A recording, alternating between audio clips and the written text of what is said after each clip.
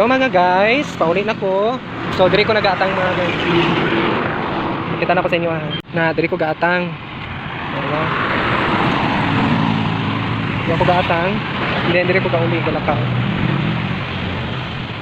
So, nakalayo. Thank you Lord.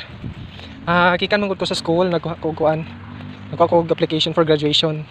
Salamat sa Ginoo kay niabot na pud sa punto nga mahapit na tamahuman, pero ako yung ginaampo sa Ginoo nga once man gud mo graduate ka na jud kay bayranan.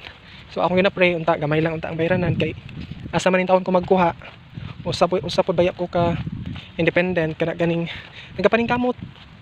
nagapaningkamot ko nga maka eskwela ko kay akong parents wala dili sila ka support kay wala pod ako ang pamilya. So ako na lang naningkamot mo asa ko kapangita. So salamat po sa Ginoo kay naay mga kasing-kasing gyud nga nitabang ba sa ko ang pag-eskwela. Kay di gyud lalim. Kay kung akong ginahuna-huna man gud kay kung maundang ko sa akong pag-eskwela, ako gyapon ang luoy pag sa panahon. So ana ko bahalag maglisod ko karon sa akong pag-eskwela. Basta samtang kaya pag gyud nako, padayon lang gyud ko. Bahala na ang Ginoo na gyud ang bahala sa tanan nga mga obligasyon nako sa eskwelahan. So mo jud na akong gina-pray nga unta kanang ma-provide ang ako ang mga panginahanglanon labi na karon graduation.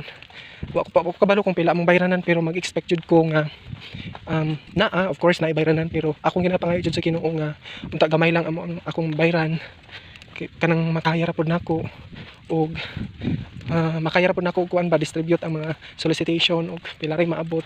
Basta Ginoo lang gyud ang bahala ana kay wala man ko'y mahimo kung wala ang tabang sa Ginoo maong gapray lang jud ko ang akong wa jud ko nagpawala sa paglaom kay na ang Ginoo mo tabang.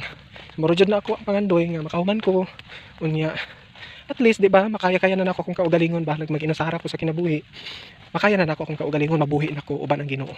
So inana kanindot no, inana kalisod pag wala kay mama. Maunang kamo nga naay mga mama, palanggaa jud ninyo yung mga mama. Kay di lalim jud ang walay mama para sa kuha. Wala koy mama. 1 year old pa ko, namatay akong mama.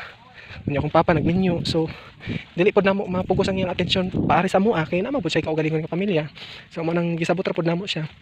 So ang ako alang naningkamot lang jud ko kakuha sukad pa ni sa una kanang nagapaningkamot ko maka-eskwela para makahuman ug makatabang pod ko gidagmay sa akong mga igsuon nga ni suporta pod sa kuha ilabi na sa mga prayers. So salamat kaayo. Mao lang na mga guys, mao lang na. Salamat sa pagtan-aw nya palihog kog share sa video kay para pod daghan ma-inspire sa kini nga video. Salamat. God bless.